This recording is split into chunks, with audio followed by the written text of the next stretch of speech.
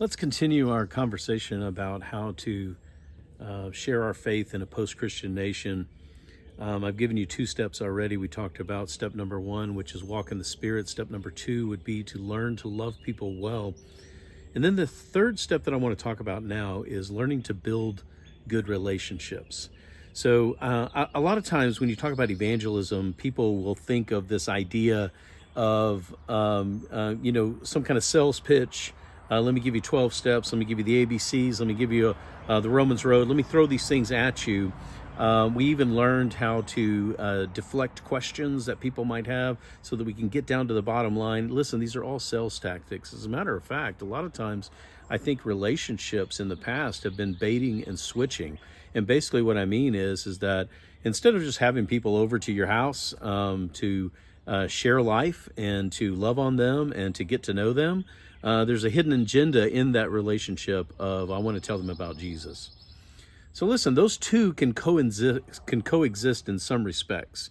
So you can have an agenda in a conversation. As a matter of fact, I would say every conversation has an agenda, right? Like you're trying to make a point, or you're trying to learn something, or you have a question that you want to be answered, or something like that, right? Agendas in conversations are very specific. So if I have a conversation with an individual, there might very well be an agenda, and that agenda might be that I want to either tell them about my story of how I came to know Christ and how I love Christ, or that I want them to know Christ. And I don't think there's anything wrong with that.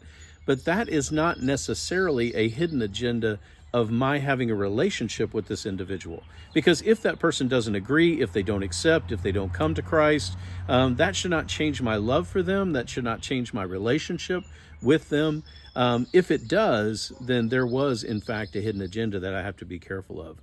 I would say that the other thing when it comes to building relationships is that you have the answer for life when it comes to your relationship with God and what Jesus has done in your life.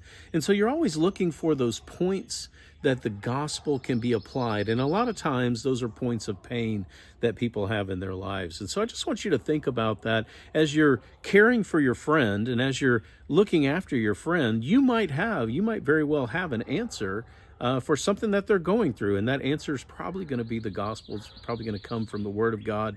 And listen, don't shy away from those things. Anybody who is a good friend of somebody, if you know the answer to a question that they're asking or a pain that they have, you're going to share it. You're going to give it. But somehow we have made this out to be, well, if I share that, then it's going to change our relationship and it's going to be different.